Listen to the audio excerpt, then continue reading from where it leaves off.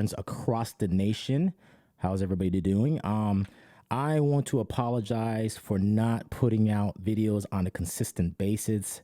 I apologize deep from my heart, and I'm going to make it up to you all.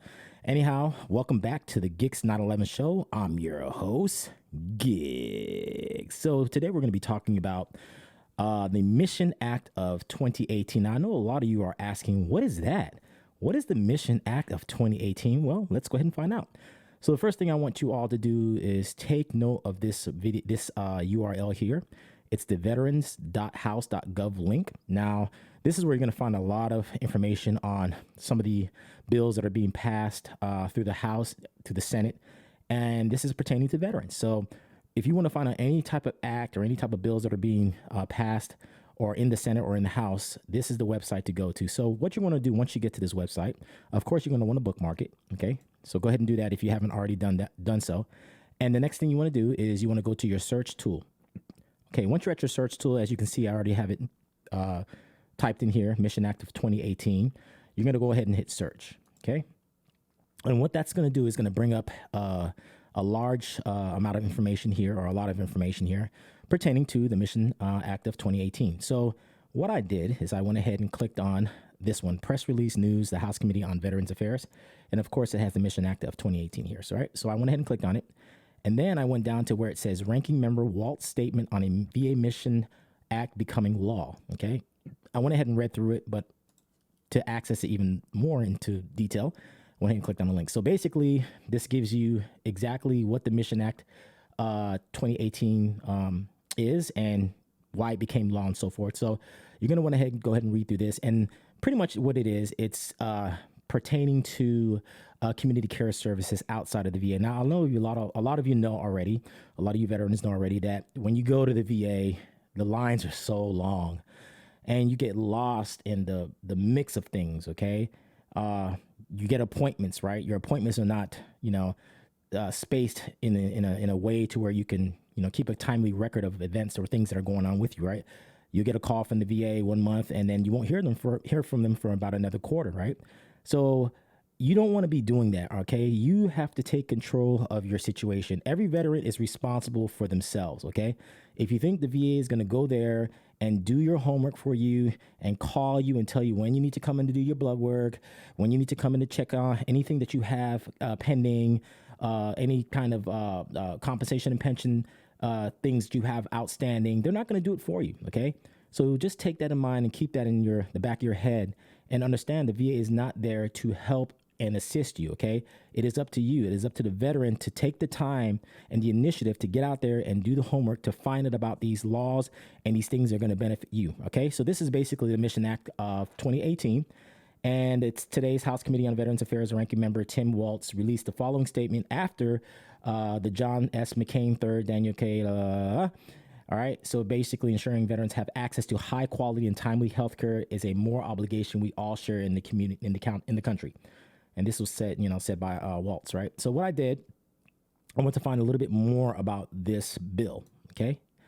And here it says Trump signs Veterans Health Bill as White House works against the bipartisan plan to fund it. Okay. So this kind of gives you a synopsis of everything that's currently going on with that bill.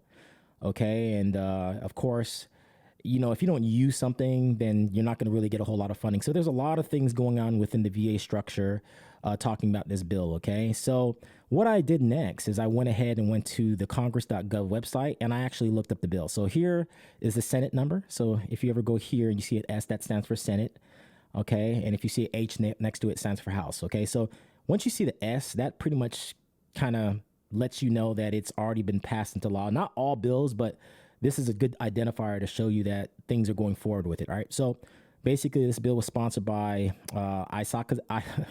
Isaacson Johnny, okay, and was introduced to the House in February 5th of 2018, okay? And you can find a lot of information out about it again. You can go to these links here on the bottom, and it'll give you a summary of it. It'll give you also the co-sponsors of the bill, which is very, very neat, I think. And these are all the people that supported the bill. And take note, people, take note. These are people that are working for us, okay? These are public servants that are doing their due diligence to get these bills passed into law and to help us so that we can have an easier time at the VA. Okay, not everything is going to be easy, but it'll definitely make our journey a lot more smooth, if that's what you want to call it. So this bill, okay, and you can click on related bills and so forth, but we're not concentrating on that. We want to concentrate on the Mission Act of 2018. Okay, so here it shows you when the bill became law. It became law in June of 2018. Okay, which is very good. Look when it was introduced, right? So that's pretty good. It's showing that the bill has been moving along pretty good, and it was, when it became law. That's all that matters. It became law. Okay, and here you want to read through all these sections, okay? And this is Chapter 1, Establishing Community Care Programs. So this is the big identifier here, people. This is the big identifier here, right? And this is what we need. We need more programs like this so that we're not all standing in line behind each other, waiting for one person to help 30,000 people, okay?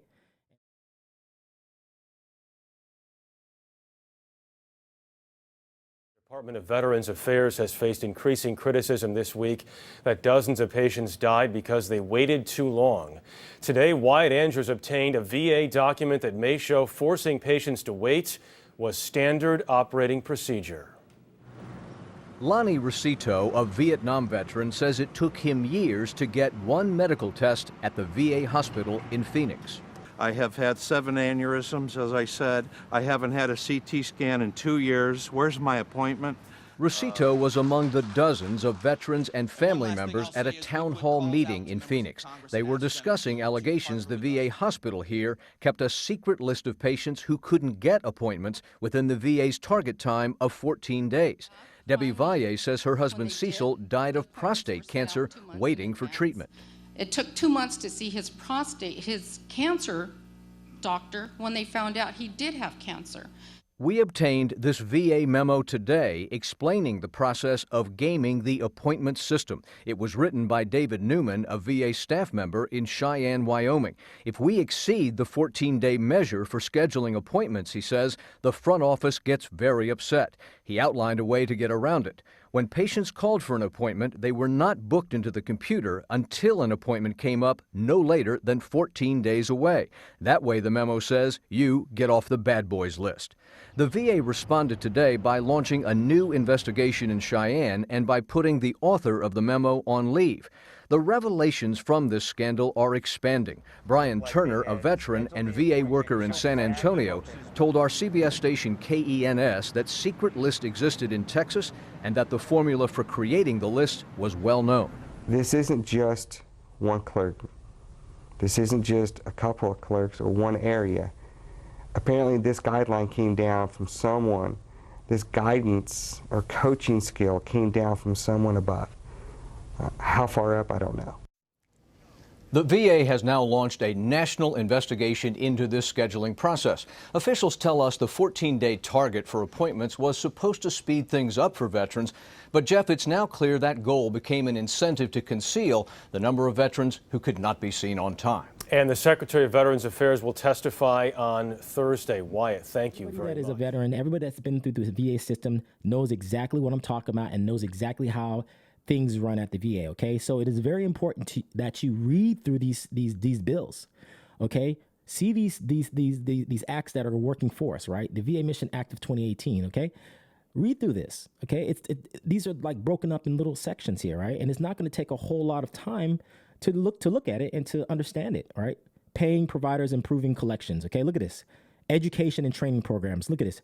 Other matters relating to non-department or veteran affairs providers, okay? It gives you chapters, other non-department healthcare matters.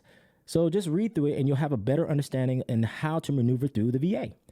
Okay, the next thing here, once you find out about that act, which I did, okay, and I'll tell you a little story after I get done with this, but this is a really quick video, and this is just letting everybody know that you have other alternatives besides standing at that line at the VA or calling that 1-800-1000 number, okay, because you're not going to get anywhere. Those people that are talking to you don't have all the information, okay? You have to get down, you have to find the information, and then once you find the information, share it with your other fellow veterans, okay? This is what needs to happen. And this is the things that are not happening, and that's the reason why a lot of us are frustrated and do not want to continue to go forward for our compensation and pension, okay? So here it is right here, okay? the community care programs that are established for veterans, okay? Your healthcare cost, okay? And here it gives you a lot of information on exactly what it is that you need to understand. So here it says we're committed to providing free healthcare for conditions related to military service and for veterans with catastrophic disabilities and disability ranging of at least 50%, as well as for those who can't afford to pay for care. Learn more about how we'll determine if you need to pay for any part of your care. So basically, this is how I understand it, right? If you have 50% or more, and it is the disability that you are receiving compensation and pension for, you do not have to pay for that cost when you go out to the community. Okay, it's covered. That's how I understand it. Now, if I'm wrong or if that's misinformation, let me know. Put it in the comment section. Maybe I'm missing something, but that is how I understand it. Okay, use your services, veterans. Here it is. Okay, so this is understanding VA healthcare costs. Can I get a free VA healthcare? Can I get free VA healthcare as a veteran? And it'll go over everything for you. Now, look at this in purple here. Look at this in purple. For example, if you have a service-connected condition that we've rated at 50% or more, disabling, or that we determine make you unable to work, called unemployable, or if you received a Medal of Honor, if you're a recipient of a Medal of Honor, we'll assign you to a priority group 1, and you won't pay copays for any type of care, test, or medications.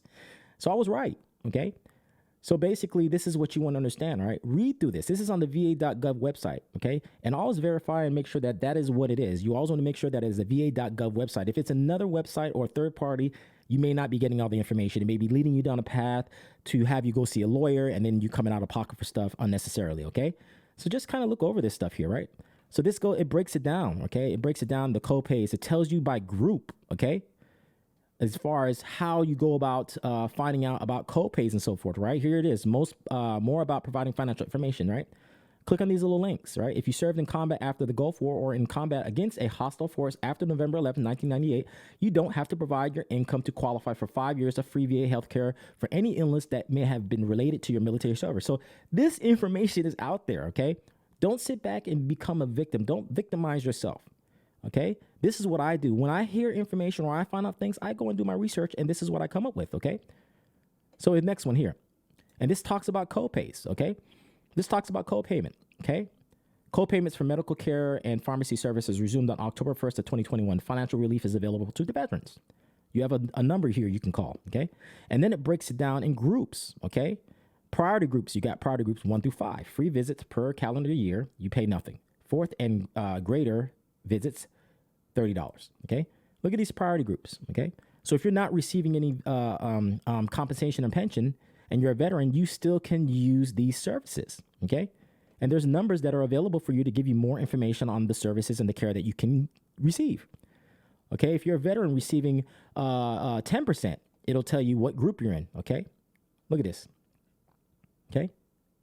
Primary care visits, $15. Specialty care service visits, $50. So you have your dermatologist, your audiology, optometry, cardiology. Okay, these are the prices that you'll be paying out of pocket. These are the copays. And then it breaks it down into veteran priority groups, okay? Veterans with gross income, it tells about their income, okay? So these are the things that you need to be looking at so you have a better understanding on how to maneuver through the system, okay? Priority group number 1 for veterans, okay? Inpatient care. Outpatient senior care, okay? These are all the things that are pertaining to you, the veteran. And it is up to you. And if you have family members, or you're a veteran that can't really get to this, this is the information that your family members need to have in hand. So that's what I'm saying. It's important for us to put this information out so that we can help one another. Here's another one, okay? And here's the community care overview, okay? And you're always verify that it's coming from a va.gov website, okay? That is very important. VA provides care to veterans through community care, And I'm going to tell you a little story after I get over talking about all this, okay? So read this, link it. Look, you can click on the links and save it as a bookmark so you know. And what I'm going to do is I'm going to put all the information down in the description. I'm going to put all the links down there so you, the veteran, can look at it for yourself and understand what I'm talking about, okay? Community care. Okay, and it talks about eligibility, couldn't say the word. And it tells you there are 6 criteria that can qualify a veteran to receive community care. Excuse me. Veterans only need to meet one of these to be eligible. See? 1. Click on it. Read it. Okay? Veterans living in a U.S. state or territory without a full service, right? Click on it, read it, okay? There you go. Look, it's all here. And let me go back to this tab here, right? Let's see if I can find it, okay? And it'll even tell you the areas, or it'll even give you where it falls within the VA network, okay? I don't know where it's at right now, but I'm pretty sure I can find it here in a moment. But these are the things that you need to understand, okay? Read it to its entirety. Here's the VA Mission Act of 2018. Here's an overlay of it, and it tells you exactly what it is. What is the VA Mission Act? The VA Mission Act is a legislation passed by Congress and signed into law on June 6th of 2018. Okay, it even tells you when it tells you everything here. How will the VA Mission Act expand caregivers' eligibility, improve community care? Okay, these are the things that you need to understand. Okay, find out the facilities outside of the VA that are within the VA network. Okay, here it is right here. This is exactly what I was talking about. Okay, here are your VA Act, your VA Mission Act. Okay, answers to questions about VA urgent care benefits. Right, and then if you scroll down here. Here are all the local VA medical facilities, okay? And also here is the here is a VA facility locator, right? If you click on it, okay, a map will pop up. Let me go ahead and click on it. I didn't do it before, okay? And then you could put what city you're in. You could choose the facility, okay? VA Health, urgent care, emergency care, has it all here. And then you put what type of service. So if you want to see a specialist in cardiology, you just type specialist in cardiology. Let me put a city right here, okay? Let's put Tampa. Okay, choose the facility. Okay, let's say VA Health, right? And then you can sit here and look at it. Here's all the things that you would want to look into if you're service connected for it or not. You just click on it, cardiology, right? You do a search, boom. And it'll give you the names and numbers of all the VA facility, all the facilities outside of the VA, okay, or that you can call. Okay, this is VA Health. Okay, and then you have your community providers, okay, and this is in the network. This is what I was talking about.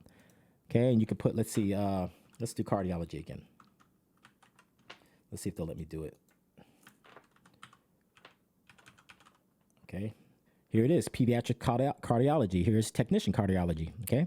Here's internal medicine. You click on it, you do a search, and this is within the community, and it'll tell you if they have it or not. They don't have it. Okay, you can do community pharmacies, so forth, so forth. So you get the point what I'm saying, right? Put in what you are requesting, and it'll pull up and show you if it's in the network or not, all right? And there you have it. Look at this here. Here's the United States Committee on Veterans Affairs. Here's the Mission Act. You can read it into its entirety. Look at this. Everything is here. Everything is here. Okay? And then here's some videos here. I'll put the link down for these videos. This is eligibility and enrollment. You have Veterans Community Care Overview, okay? This is talking about how you can use those services, okay? Here's a good video, Veteran Community Care Making Appointments. This tells you everything you need to know. And I'll link all of this down in the description, okay? And I'm gonna tell you a real quick story after I get done with this. Here's the benefits, e-benefits. Now, if you do not have an e-benefits page, you are wrong, okay? If you do not have an e-benefits or a My Healthy Vet page or an account, you're wrong, okay? If you don't have one, register for one, right? And that's going to give you the ability to check your disabilities, to see what you have, whether or not you have 10, 20, 30, 50, 90, or 100%, whether or not you're 100% combined, whether or not you're 100% total and permanent.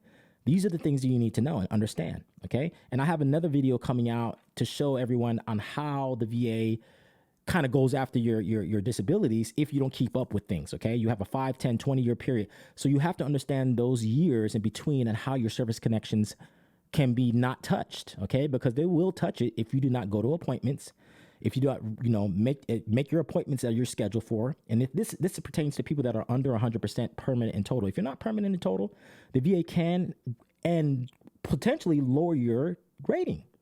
So it is important that you go to your appointments, and it's important that you log into your My Healthy Vet, okay? Log into your My Healthy Vet and make appointments, okay? You can send your PCP or your primary care physician a note or an email and let them know, hey, I would like to see an optometrist. Hey, I need to see a urologist. Hey, I need to see a cardiologist, okay? These are the things that you can do to get going. And hey, I would like to see a cardiologist in the community. I would like to use the community care services. Okay, what percentage are you?